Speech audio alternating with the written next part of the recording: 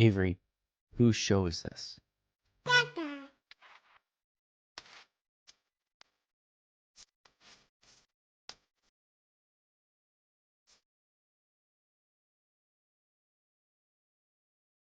And we're live. Welcome, everybody, here to your favorite day of the week. I'm Anthony Irwin, joined as always on these, every other Friday, by Pete Zayas of LFR, of basically all your favorite Lakers content.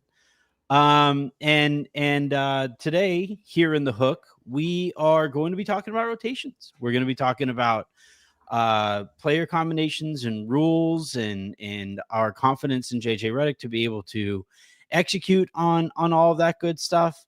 But Pete, before we get into Lakers specific stuff, I wanted to run a theory by you, because you and I think of the things you and I text about, like the state of NBA media and all of that stuff is really high up on the list.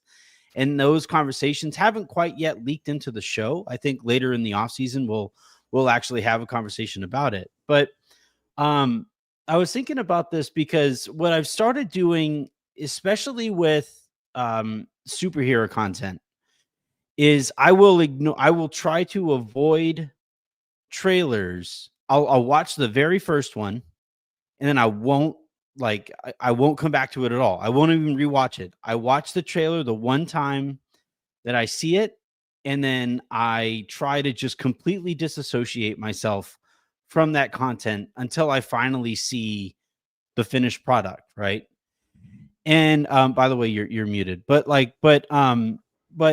was thinking about this because obviously you and I started in all of this as fans, right? We were Lakers fans before we ever had any notion of any of this becoming a possibility.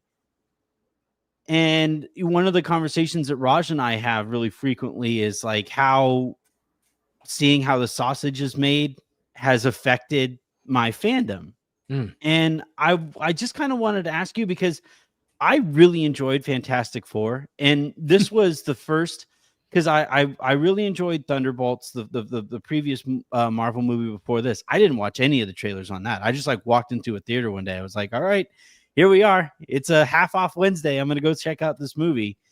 Really enjoyed that, and then this was the first time that I put this kind of approach to watching those movies to the test, where I just watched the one trailer, watched this one, and I kind of wondered how much of that, my enjoyment from the show was just not knowing as much and not having expectations, not all of that stuff.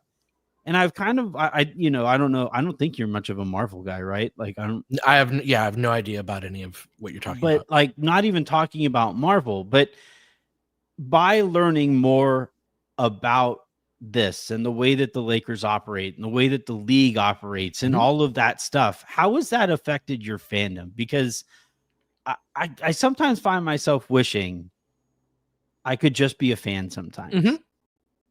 Well, yeah, the experience of just being a fan. I have other things in my life that I'm like the NFL, for example, has become a bigger part of my life over the last 5 years or so because I've been living with my dad, and he and I grew up on that. So, and the 49ers have been pretty good during that time. And so I make sure that I don't overdose on 49ers content.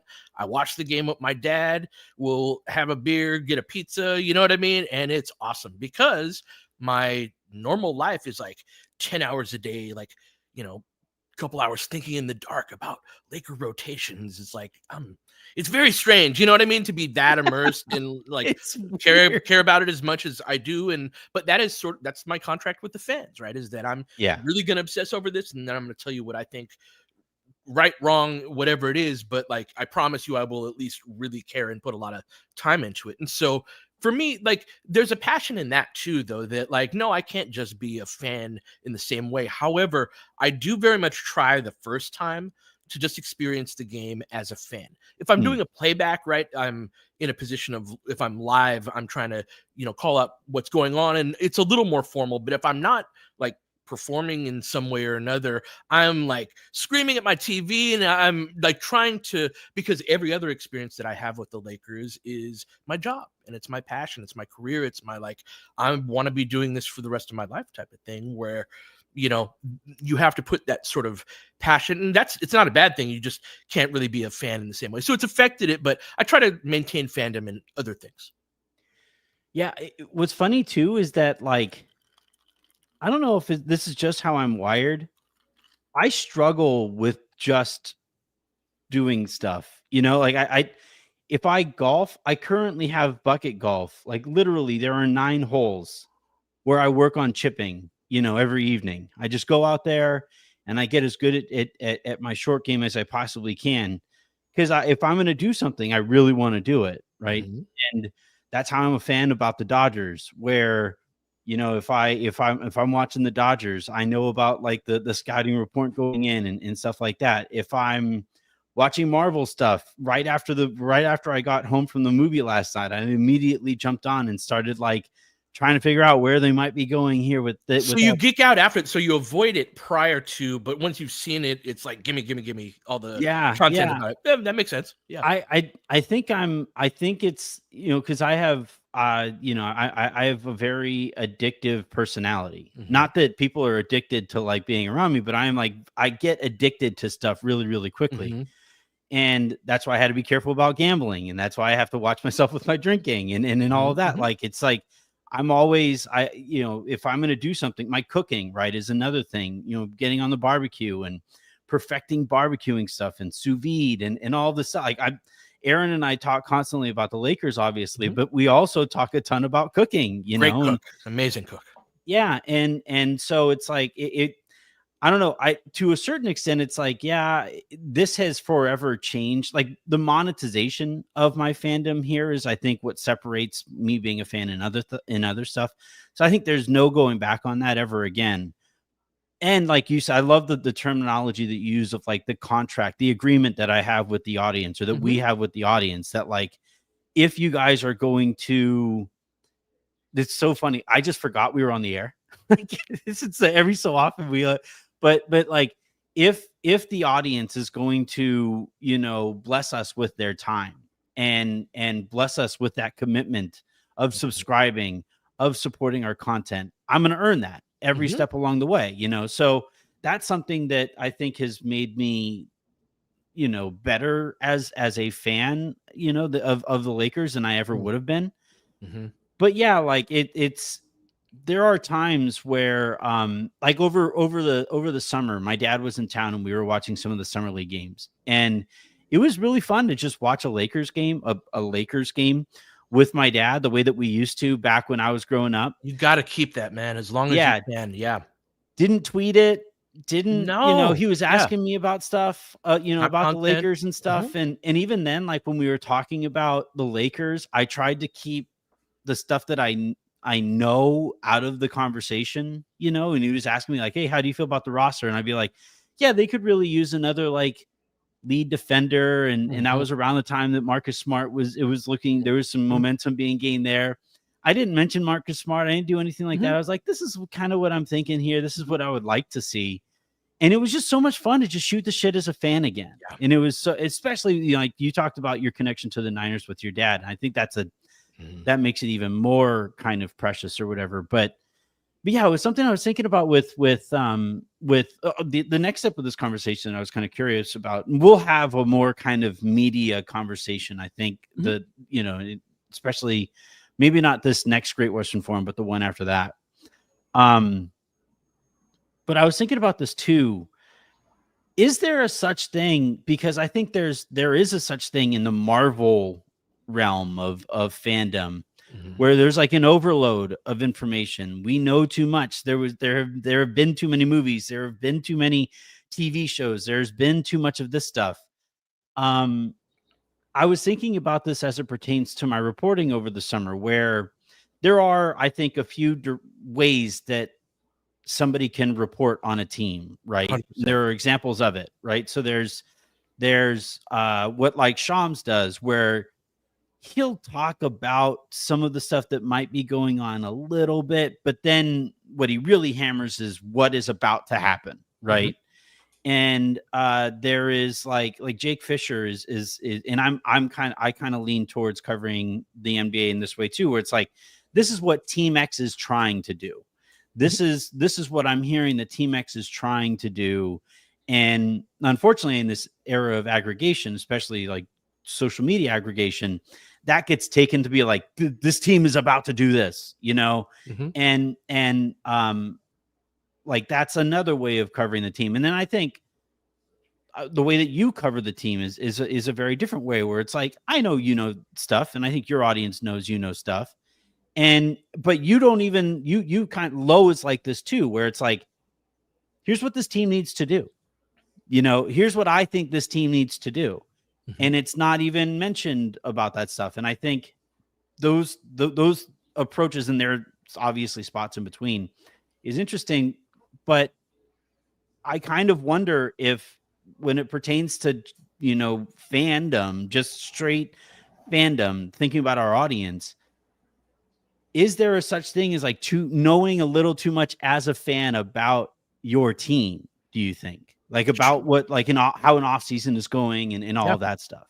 Yeah, you can always lose perspective, and there's that saying, you can't see the forest from the trees, right? Sometimes you can be too zoomed in and too close to something to have the perspective necessary, or you could get sort of obsessed with a certain angle of it, and then because you're so zoomed in on that, you miss other things. And this is just the nature of basketball, and sort of the high speed nature of it is of, you overplay a little bit in one direction, you can get back cut in the other, like it's just the nature of the sport. So yeah, you can absolutely have too much of it, but it's also like, that is part of the reason why I think having a balanced diet is important in terms of the information that you take in and the type of coverage that you get. Do you have people that make you laugh and make you like, I think it always has to come from, or ideally, a place of positivity, or at least truth, right? Or in love for the game. But like, yeah, not everything has to be the same. And I think that even in our own coverage, that is a way that we can sort of like, there are elements where we know too much, but there are a lot of elements of the game where we know very little and have a lot to learn. And that's sort of been my way of keeping my flame going, of being very close to how the sausage was made for a while too, of like, just kind of exploring like different parts of this always keeps it a little bit fresh. It was just something that was kind of bouncing around in my head over the last 12 hours or so since watching that movie, where it was like, man, I really enjoyed that. I think I'm going to check out on trailers from now on. And that's just how I'm going to do it from here on out. You have one opportunity, movie makers. You got one trailer to get, and then that's it. I'm either going to see your movie or I'm not. And then we'll kind of move from there. But all right, let's go ahead and dive on into the topic du jour. That being the Lakers rotations. And I'll just quickly explain how I usually do this exercise, where it's like, I try to outline rules of, look at the roster and player combinations. Now, those rules are obviously not set in stone. They are not commandments. They are just right now guidelines. And then once we see this team in action and we see some of those player combinations come out and we get that on them, then obviously you rethink some of those rules, you rewrite them, all that stuff. But to me, Pete, this entire thing starts with, what is this team's identity beyond Luca? And like, Trevor and I talked about this a little bit in yesterday's show, and I'm going to extend that conversation a little bit further here. But to me, Luca obviously is going to be the engine. He's going to be the rudder.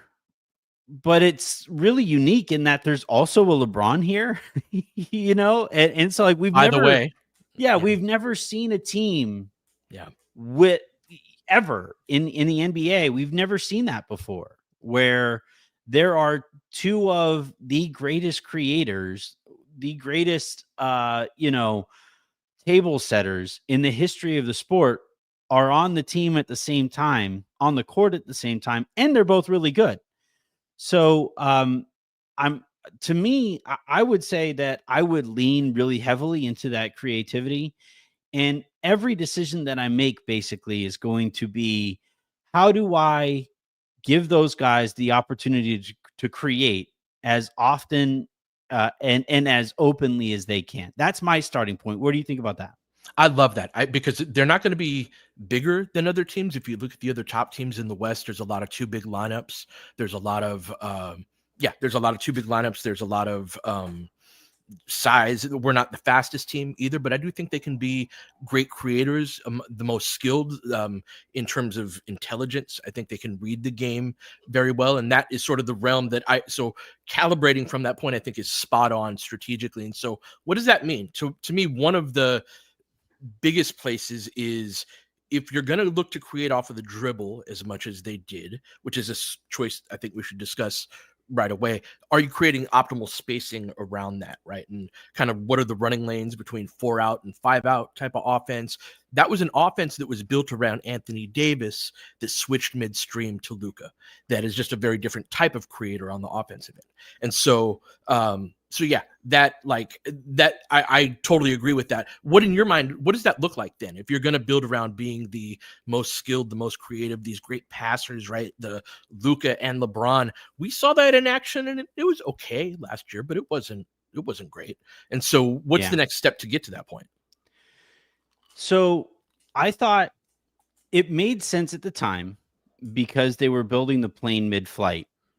But I thought essentially what they did was, it looked like they tried to force defenses to overload on the primary side, and then either take advantage of that defense even while they were overloaded, or take advantage of Luca and LeBron specifically's ability to throw really fast and hard skip passes to get that defense to now have to rotate back over. And ideally it would be LeBron catching the skip pass, or it would be Luca catching the skip pass.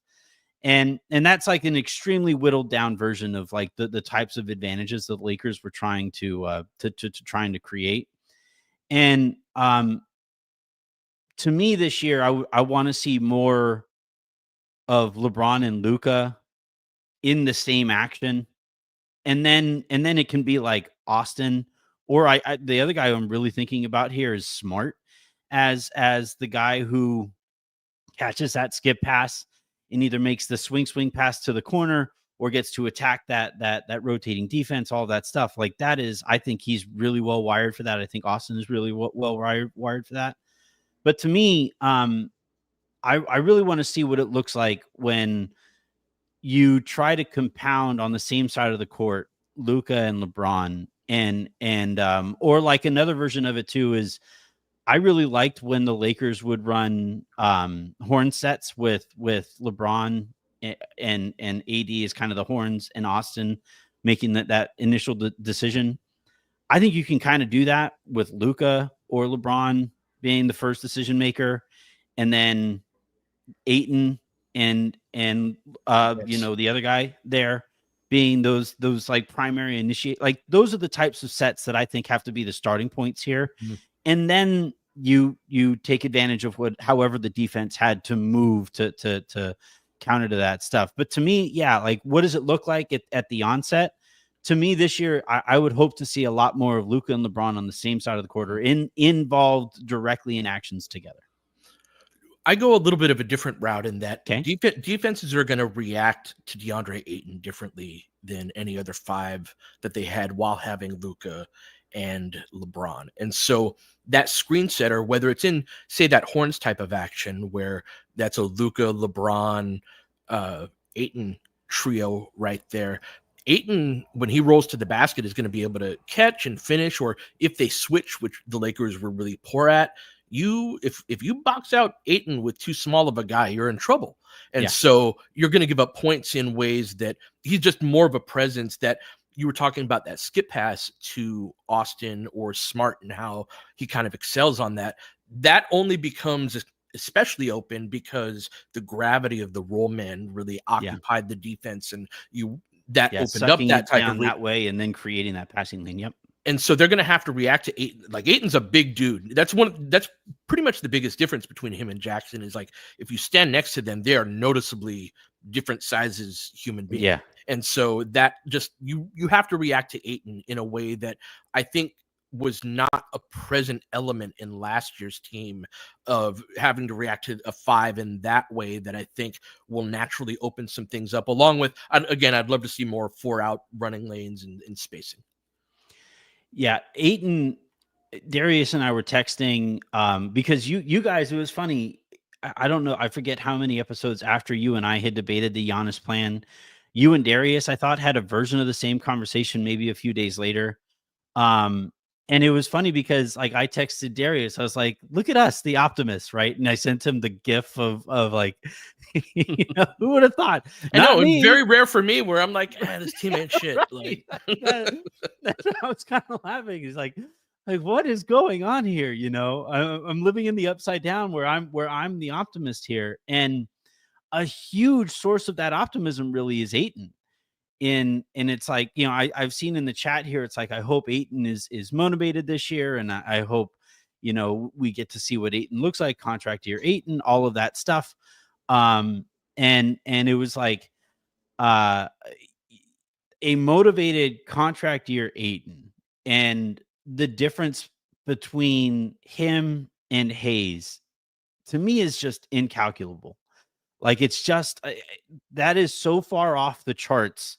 You know how sometimes like you're trying to it pops up every so often where like on Jokic's efficiencies and stuff like that compared to other centers, they almost have to like do a different chart for Jokic, and that's kind of how I feel about like what Ayton is capable of at every aspect of the game offensively compared to Hayes last season. And that his ability to punish switches where, one of the things that drives me nuts watching current NBA ball is nobody can throw an entry pass, a post entry pass. It drives me nuts. It's like, guys, and part of it is that like in AAU, that's not really something, post ups aren't really a thing as much in AAU, and everything is so pick and roll kind of driven nowadays that's not really a pass that's really you need to learn very much of. But with Luca, with LeBron, they're so tall and they're so skilled at throwing every kind of pass that if a team just switches and you have, whoever was previously guarding LeBron, let alone if you've run something beforehand, against a super switchy team to where it's a double switch and now Ayton's guarded by a guard even or a wing, like that's 2 points. You look at his stats and you look at his finishing ability over in the paint. He's incredibly adept at that stuff. And if you can now force these teams out of switching and give Luca or LeBron an advantage, whether it's together or on opposite sides of the court, like this is my thing. And we'll get back to the rotations part of it here in a second. But this is my thing is that like, I know there are the defensive concerns. I know that there are the athletic and athleticism concerns and foot speed especially is a place where I'm really, really nervous.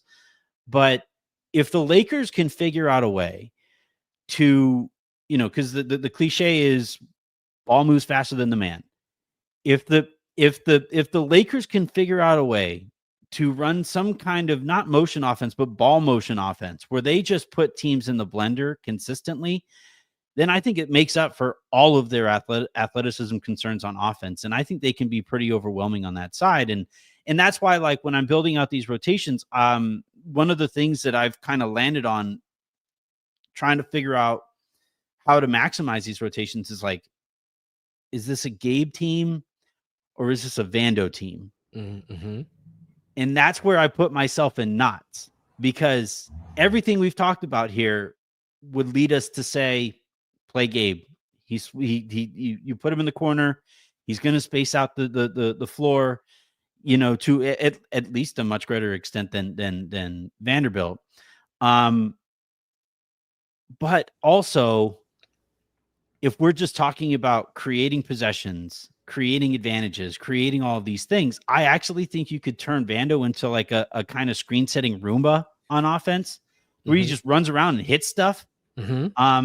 And that actually, I think, might be more productive for the offense than Gabe standing in a corner. So, yeah, let's dive into starting lineups. I think we agreed there, right? Luca, Austin, Smart, LeBron, Ayton, right? We do agree there, but there's, for one, a school of thought that Austin should go to the bench, or a school that thought that Smart should come off the bench and it should be the same starters except Ayton in for Jackson. So I would like to at least, even though I think we ultimately land on the same spot, like, what's your thought process in terms of why that is the lineup that you land on?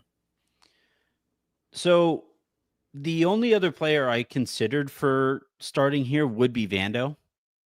And I know that I like people who listen to the show regularly know I mocked that idea earlier in the season, but the reason I'll start with why I thought about Vando, and then I'll explain, or I'll let us explain why I eventually landed on Smart. But the point of employing a Jarred Vanderbilt is to let him just piss off whoever the other team's best perimeter player is.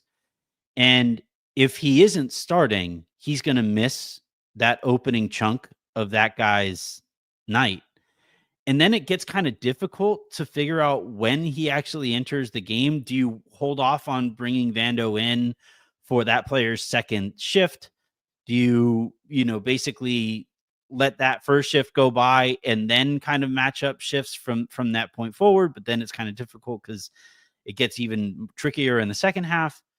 So initially I thought maybe you go with Vando and you see if he can be that kind of screen setting Roomba with the first unit, and you let him just piss off the other guy for the first like 5 minutes of the game. And then you bring in Smart for him.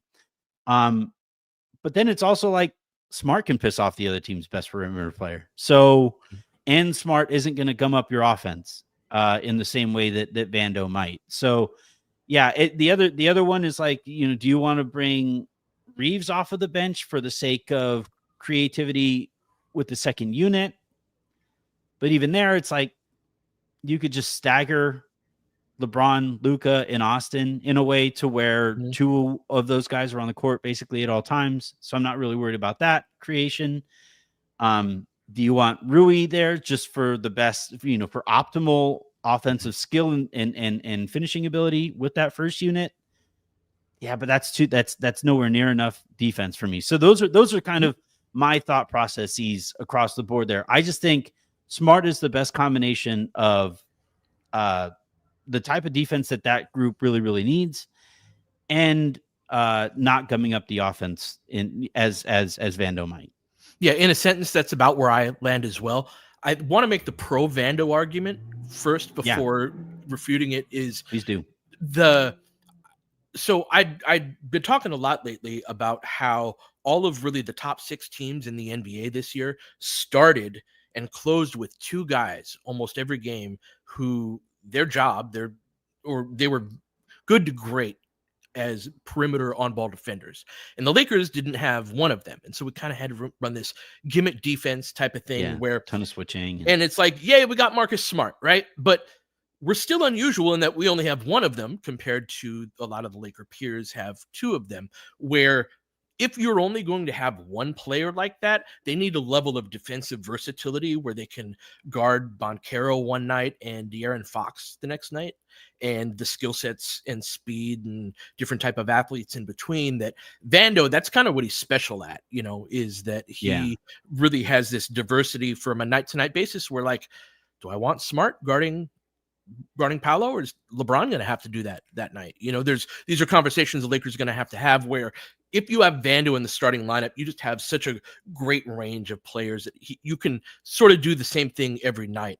Where my skepticism comes in is that I've seen him in 3 different playoff settings, and his minutes have gone down to the point of 0 in each one of them, to where if you don't know that you can play a player in the playoffs, I don't think you should build your starting lineup out to start out with, even if you can do some good things with it. Now, is there an argument to be made? Well, if you start with it and you stick with it, you could find something that come playoff time. I'm always for the optimist type of view, but in terms of I know Smart can play and will play if he is not physically washed, right? Like deep into a playoff run in ways that every time Vando's gotten to that point, the coach has decided, maybe incorrectly, but that is the choice that they've made to reduce his minutes.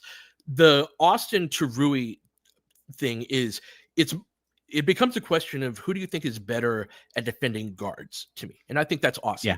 Right. Mm-hmm. And just in terms of Smart's going to take one of them, most teams play 2 of them. And it has, and Austin has a level of versatility where he can chase guys off of the ball. I think that's his best job defensively. He's best as a help defender that can like take charges and do things like that. But if in like a D'Lo Austin combination, he was asked to be had a bigger ask that I thought was an over ask on him type of thing. Right. He's also pretty good, I think, at flattening out drives. Like he's at, if he's if he's told to like, hey, we need you to pressure up and do all these things, like he's not going to do that, but if it's like, hey, can you keep your guy out of the paint? Most guys in the league, I think he can do that pretty well. Yeah, and it's more of a where he can't is where there's a big strength disadvantage or in transition, right? Like, and that's one of the things where you can only do so much. But that's one of the reasons why this is the first time we've really started a season with Austin being the physically weakest player in the starting five by a mile. And so I think that when you combine that with LeBron, I think one of the best parts of LeBron offensively right now is he can be anything from one night to another. He can be an on-ball initiator. Some nights he comes out as a three-point shooter. Some nights he's a big man and a roller. And you need sort of two on-ball guys, maybe Luca, maybe not with Luca, but ideally two on-ball guys to free LeBron up to do that and have that level of versatility that I do think Austin would stay in the starting lineup. If Rui could guards better, like if we had a better player in that spot in terms of as a perimeter defender, you actually could talk me into Austin's 6-man type of role, but just I don't think we have the personnel. Well, I think that's kind of the case to make for Wiggins or Brooks, right? Is that like if you could swap out Rui for Wiggins or Brooks, then that's when that group becomes even more interesting. But yeah, I one of the weird things, just talking about like player combinations that I'm kind of hoping to see a lot more of this year for whatever reason. And I think some of it was health, and I think some of it was just necessity across the rest of the roster. But for whatever reason, I don't feel like we've gotten enough of Vando and Rui together in lineups. And that I kind of really want to see those guys in the like coming off of the bench together. In that, what sort of combined effect can you create with Rui and Vando together? Like, what do you want to add on top of that to really have something that can really go? Yeah, well, because it's like I always think of them as like, man, if you could combine Rui and Vando, you would have the perfect wing. That's a good forward, man. That's And it's like, well, actually, you kind of have that opportunity here. If they can come off of the bench together, I think that they actually overlap. Or they combine well enough, their skills do, that I think it makes some sense here to have them together. In that, Vando does, I think, guards and smaller players better than originally. I remember when the Lakers traded for him, it was like, oh no, you need him on you need him on wings and forwards. And then the more that I watched him, I was like, no, actually, he can guard down very well. Yeah, give me him. Give me his length on guards. He really seems to annoy them that way. And then Rui obviously is kind of the opposite, where I don't think he has the foot speed to guard down, but I think he's plenty physical to guard up. And, the best ever example of that, right? The nth degree example of that is the work that he did in that one game in the playoffs against Denver, where Mike Malone was like angry after the game that he was asked about it. Right. And so like, if I have those two guys out there at the same time, you're going to need a creator, right? You need somebody to initiate that offense there. And that creator probably needs to be quite a bit better than Gabe. So one of your main guys, between Luca, LeBron, or Austin, probably even both, two of them need to be out there at the same. Do you think they can do that this year, Pete? Have two of those guys on the court at the same time at all times? Or do you think that's asking too much minutes wise of any one of them? No, I think they'll probably all be around 35 minutes a piece, as they were. Players like that rhythm and just like that, this is when I come in, when I come out, generally speaking, that they'll be able to hammer home on that a little bit more. So yeah, no, I think that I think they'll play a ton. So. Yeah, so I'm with you there. So if you have, let's say it's Austin and one of Luca, LeBron, Vando out there, I would like to have not Hayes, Ayton, because I think Hayes isn't good enough offensively to make that work if those guys are out there together. But yeah, it just kind of depends also on what kind of basketball you want the bench unit to play. Like, remember going into last year, was it last year, the year before, where the thinking was, all right, the first unit is going to be kind of surgical and they're going to run this very clean game and all this stuff. And I think you were on the show where I used the analogy from 300 where you had like the Spartans as the first unit. Yeah. And then the Athenians came in there and ran amok in the second unit. I've always liked that notion of chaos creators with the bench, but I just don't know if they have enough athletic. Had Jordan Goodwin still been on the team, I'd have been like, yes, you're almost there. But yeah, which big do you go with there? I don't think you can mathematically have Hayes, or you going with Rui as your 5 there, or are you going to go Maxey and see if you can space the floor? I think Maxey might be our backup 5 in terms of the plan right now. We can debate the wisdom of that. But I do think that if Vando has this similar role, sort of as Smart's backup as the main guy we're going to put to harass the main ball handler on the other team. And I don't know if that's the case, but if that's the case, then there's that chain reaction where it's like, well, what happens at the 5 spot? I think that's the swing spot there. Yep. I also remember very distinctly Redick sort of fantasizing about a defensive lineup where everybody was basically 6'9" and 5 power forwards, where you're all around the same size, where I would bet you, because first off, to answer a question from earlier, hell yeah, they're going to play some Luca only lineups. I think you're getting into some trouble if you're doing LeBron only or Austin only lineups. Yeah. I think and that's generally how the second quarters have started, right? But then what are you going to do on defense with that second unit? And I've said a lot, I'd love for Vando to be able to stay on the ball. And if you're playing Kleba, that means you're playing a switching unit, which I think you can actually put a pretty good, what's that? Austin, LeBron, you wanted Rui and Vando together with Kleba, that's 5. Yeah. Because you need the 2 offensive initiators. Then Austin's not an ideal switcher, but he can scram out of stuff and everybody else is around the same size. I don't love the rim protection in that group, but that's the thing, is like, do you go that route, or do you go the 2 non-shooter route of Vando and Ayton at the same time? And Ayton's going to have to sit at some point. He's going to start, right? So normally these would be Hayes or Kleba type of minutes right here. And it's not the starting 5 to start the second quarter with Austin and LeBron, which is when that group plays. And so do you go more of that power route where you have 2 non-shooters on the court at the same time, but you don't have you have a little bit more defense and you can run drop coverages a little bit more. And that's the thing. I think Koloko comes into this as well, because I don't trust Jackson in a drop, but Koloko's got some talent at that. And if you want to have some defensive versatility, he's got to be in the mix. I honestly entered this offseason thinking that Koloko would just get an NBA contract and Hayes wouldn't be re-signed. I just like Koloko's game a little bit more. I don't like how unpredictable Hayes is, where like it's just like one night he looks really, really good. And then the next night he has 3 fouls and a tech in 5 minutes. You're like, what the hell, man? Like you have one job. But yeah, I saw there was a super comment, and I'll get to the super comments here in a second. Asking about Vucevic, if he's going to get bought out and stuff. I'm like, huh. Do you want to do that now?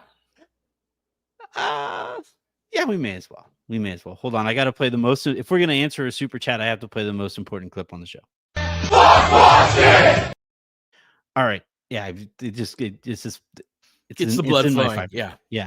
All right. So the super comment here, I'm going a little out of order here. I'm on Brar 1992. Hey, Anthony, Nikola Vucevic has been mentioned as a buyout candidate. I believe Jake Fisher was the person who reported that. Knowing that JJ has wanted to stretch big and him sharing an agent with Luca, have you heard anything in respect to Vooch? I haven't personally heard anything there. I know that when he was a trade candidate, the Lakers wanted nothing to do with him to trade for him because of how much he makes. It would have taken too much to trade for him. him as a buyout candidate is super interesting. Kind of late right now for him to get bought out, and they're talking about him getting bought out in the off season or during the regular season, which I'm sure Duffy would have preferred that he get bought out earlier in the offseason so he could sign somewhere for a little bit more. But if he's going to get bought out and he's going to be on a minimum contract, Pete, if you talk about like perfect backups to complement Ayton, in a smaller role than he's currently playing, obviously with Chicago, I love the fit. He's a bigger dude. He can space the floor a little bit. He at that point, you're only talking about 20 or so minutes a night from Vucevic, so he's not going to wreck your defense too much in aggregate. And now you're looking at 48 minutes of DeAndre Ayton and Nikola Vucevic as your center combo. That would be great. I am 100% on board with that. I don't know that he would want to be bought out because he would have to sign on a minimum contract. And I know guys don't like signing on minimum contracts. When they're coming off of a 20 million type or 20 million plus type of deal. So I like I said, I don't know anything about like chances of it or Lakers interest in him. All I can say is that I personally would like to see the pickup. I mean, that's a very talented player at that price point, and that's sort of been the theme of the Lakers offseason, right? The argument against it, I have a quasi-religious beliefs about you have to have a good defensive five if you want to be able to win. Yeah. And there's just we haven't had a really good one since Mark. And, we had Dwight on the championship team, but they've really gone such an offensive direction where in Ayton's case, it's like the talent justifies it. Right. But just like, at least give Koloko a fair shot. That's all I ask is that a defensive five is somewhere in the mix of this that, if you were to go with Ayton and Vucevic, you better be great on offense. If you want to go far, To specify, you're talking about backup outside of AD. Had a good No. That's what I mean. I would always say with AD. AD was Atlas. Poor AD had to do all of that stuff because we were like, that was how they built the roster. Was that like, oh, AD's got it. We don't have to worry about this. So everybody else can freaking suck at the stuff that now we absolutely need AD to do. Yeah, that's what I mean. Is like if you look at Lakers acquisitions from the draft, free agency, trades. They have not valued the 5 spot in years in ways that they really took AD for granted. So, of course, he's the basis of all that. I don't know if he's Atlas or Sisyphus because I'd say Atlas. I think it's an apt comparison because he's holding up the entirety of the defense basically at all times while he's out there. But I'd also say Sisyphus because as soon as he got out of the game, he had to go lift that stone back up to where it needed to be. I think either work, but yeah, that was the irony, Pete, was that, not valuing the center position and ignoring AD's pleas to go out and get another center that doomed them to the first round exit last season was, because it's like, you can't in this and every team has figured it out in no small part because of the 1920 Lakers. You need multiple really good bigs in this era of basketball. And the Lakers taught everybody that lesson and then I guess hit their heads and missed the lesson. No, I think that's a really good point though about like the defense from that backup spot. I just think it's such a talent add. I totally get it. I wouldn't hate it, just give Koloko a fair shot. That's all I ask. Yeah. I want to really quickly before and what I think is going to wind up happening here is I'll probably answer some of the starred comments on my own and then Pete, I'll let you book it. But I want to have the JJ conversation a little bit. And I just want to bounce my thoughts about JJ off of you and maybe have you talk me off of the ledge here a little bit because that playoff performance terrified me. Now, it came on the back of a really good regular season. an objectively really good regular season, not just by rookie coach standards, but by coaching standards. I liked a lot of what he did over the course of the season, but I thought he completely lost his mind in the postseason. And I thought we got kind of a glimpse into his soul when he was kind of criticized, for the first, because he was such a media darling for the regular season. And then when he was like kind of asked about like, hey man, what were you thinking there? He did the whole like, are you only asking me about that because I'm a rookie coach? It's like, yeah, actually. But I think he is going to be a really good coach. I'm pretty confident in that. I think he's up to the task of coaching the Lakers with Luca and LeBron, which is kind of the baseline of what I was hoping to feel going into his second season. That said, I am really, really like it's impossible for me to, not think about what it looked like when his back was up against the wall and he was forced into a tough spot in the postseason. Because Chris Finch is a good offensive coach, but he's not Spo, and he was coaching circles around, I thought, Redick to a certain degree as if he was Spo, and that made me nervous. So what are your thoughts on JJ going into a second year? Yeah, I think it highlights the difference between series basketball and season basketball. And so series basketball just happens so much faster that it's sort of like a fast game of cards, or a Tetris is the analogy I always make. Right? Yeah, speed chess. Absolutely. Where your decision making starts to degrade the more sped up you feel, and the more, and like you said, you learn about, there are some people that, and I think more experienced coaches do this, they will just throw the kitchen sink at you. If like, we're down 2-1, the first two things I tried did not work. Okay, where do we go from? And there's just sort of, okay, let's do this, let's do that. But they have several different cards to play that they will play before it gets exhausted, or you can go the other direction. It's like, these are the 5 that I trust. You guys all do dumb shit that drives me crazy.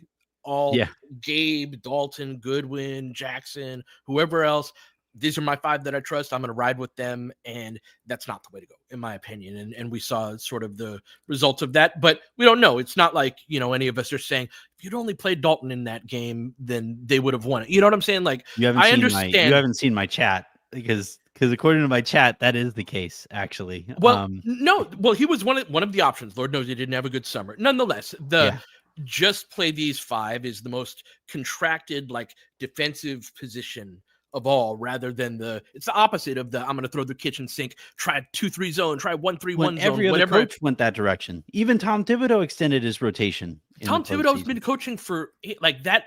Talk about a ball is life human being. That is, he started coaching at like Salem State University in 1981. You learn things over the course of time, where he's become much more flexible over the years than he gets credit for, of like just learning how to throw the kitchen sink and be like, oh, I can go 2 bigs here, but no, I need to space. And I thought they went about as far as they could go. I thought Indiana was better than them. Nonetheless, like, all of these other coaches, that's where the experience conversation that we were having going into the Redick hiring comes into play. He hasn't done this. It's its own thing, and it has its own speed to it.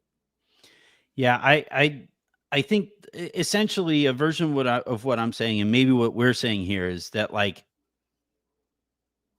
I don't know that he learned enough about his guys over the course of the season, so that, like, when it came time to throw the kitchen sink, he didn't know what to grab, and I think over the course of this season, I hope it's a lot more of a learning experience for him, so that he can more confidently go to his plan D, E, F type shit. Because in a series, that's going to get taken away from you, right? And that's what makes Bill Belichick such a special coach, was that, like, he forced every coach he went up against to go to their plan C on offense, and he's every fantasy player's worst nightmare, not just because he fucks with your running backs the way that he does, but also because when your star player is going against the Pats while Bill Belichick was coaching them, he was going to have a bad game.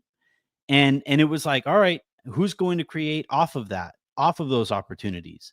And a lot of times in a 1-game sample size, you can't. But in a 7-game sample size, you do need to learn some of that stuff. And I would say that I'm hoping to see more of that from JJ. All right, we got about 10 minutes left here, so let's go ahead and green light transport. Start Smart and Luca, AR off the bench to lead the second unit. So in this case, I guess it would be Rui. I think that's who they meant instead of Luca. Oh, I was going to ask you this, Pete. Do you think Smart and Vando can play together? Yes, I think that you either have to have Kleba or Ayton. And one of the things, the usages of Vando is, I believe in like second wave cuts. I think this Lakers team can be big. It can have a lot of lineups where it's just smash mouth basketball, where it's sort of the, I think that's their route, right? And so it's like, whether Vando is the Roomba that runs into shit and then DeAndre Ayton is cleaning up the mess, or vice versa. But that idea of multiple waves of big athletes thrown at the rim, I think that's like the best usage. So it's not like we talk about it through the lens of lineups, and that matters a lot, but it's also sort of a style of play thing as well, in terms of like, how are you looking to attack the other team? That I think is Vando is probably our most sensitive player in that respect. I guess this person's saying, Smart, Luca, Rui, LeBron, and Ayton. That's an interesting one. You know, I could see where this person is going there, but like you said a second ago, Pete, like the guard defense just isn't there. There's no, like, are you unless Luca got in such great a shape that he can guard twos this year. That's the only way I could see that lineup working. It's funny, I think it's team specific, because I actually agree with that lineup against OKC, for example. So let's just talk through that real quick. We're playing OKC in the Western Conference Finals. We've had a great year. Everything clicked the way we wanted it to, and now we got to beat the champs in a 7-game series. Who matches up with who in the starting lineup? In the one that we're talking about, I think you run into some who does Austin guard type of problems. So who does Smart guard? Shea? Shea, yeah. Okay. All right. So then who does Luca guard? Let's see. Well, are you talking about their starting group or their starting finishing group? Just starting group, which is similar-ish to their finishing group, but because who's there? Because so Williams Dort, isn't there too, right? Dort. You got Lou Dort. Okay, so I'd put Luca on Dort. Yeah, I agree. And also, there's sort of a natural Dort's going to be guarding Luca, and so that's just how basketball works. You guard the guy. Even better. You know, you can cross match, but it's much easier to do that, right? Okay, so what? Austin guards Jalen Williams. I feel more comfortable if that's Rui. Me too. You could probably make a similar conversation for, like, if we're playing Houston in a series, does LeBron have KD?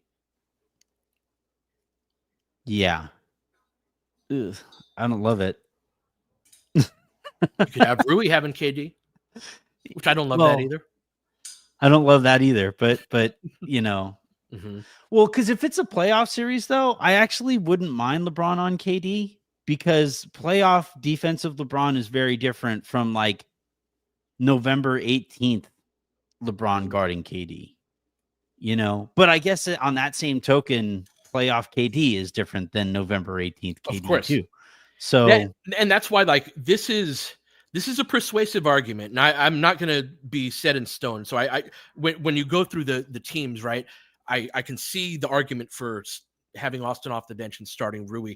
It is a more persuasive argument to me if you have a better defender than Rui, because my problem with it is that on a lot of nights you're asking Rui to guard another guard, right? A second, a 2-guard or a ball handling 3, or somebody that I think really stretches the abilities of Rui. So it might depend on, and that is going to be one of JJ's challenges, right? Is like, baseball has lefty hitters for right-handed pitchers and you know what I'm saying? The lineups that you throw up against a right-handed, I think there's a basketball version of that too, that, you know, that takes an experienced coach though to be able to find that.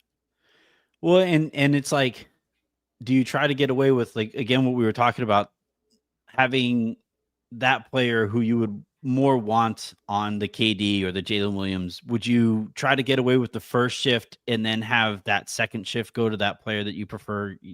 Yeah, like you said, there's there are things that I think can be done there one of the things that can be done there is just turning Rui literally into the defensive wing that you want on those players, and trading him for that player over the course of the season.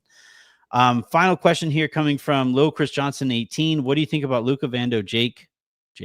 Oh, Laravia, Braun, Rui. No Ayton?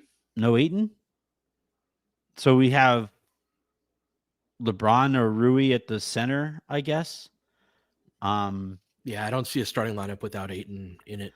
Well, I don't think it would be starting, but what do you think of that lineup as a concept? Oh, just as an idea. Yeah, no, I think that's sort of the I'm so sorry. Yeah. Yes, as a second unit, I think that's absolutely a type of build that they can go to where I don't love the rim protection, but I think there is a level of switchability within that and offensive utility. I think Vando and Laravia on the same side of the court together, I think you can sort of reduce the complications that come with Vando. Because one of the things I really like about Laravia is he can get his feet set and get the shot up very quickly. There are some guys that need a little bit more time to position too. He has a high release. He does. And so that, I think facilitates sort of a faster style of play that you can reduce the harm of playing Vando. So I like that group. I think that's definitely one of the groups that they should be trying. And that'd be late first quarter type of groups, because Austin and Bron is in the game. I'm not sure when that would happen, right? Because Bron checks out around the 7 or 6 minute mark. Maybe that's a late first quarter group. Yeah, that could be the group when Bron checks back in at the 2 minute mark. Yeah, that'd be a cool group right there. I like that.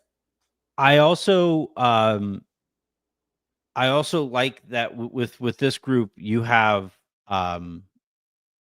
enough foot speed between Vando and Jake to play small, because one of the things that kind of drove me crazy was that they were small and slow, and that's just that's a bad combo in sports. That's me. That's my current state. If I was to go and try to play sports nowadays, I'm 5'10" and slow and fat. So it's that doesn't work in anything but golf.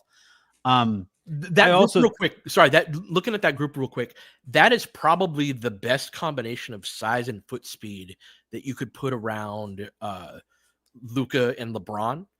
Just maybe you could argue Jackson does that to a degree as well, but I think that's a great in terms of if you want a Luca, LeBron, and a wolf pack behind him. I think that's probably our best crew. I also think that they're going to have to do stuff like this, and they're going to have to, figure those out, which ones work, which ones don't. Yeah, well, not just from a figuring it out standpoint.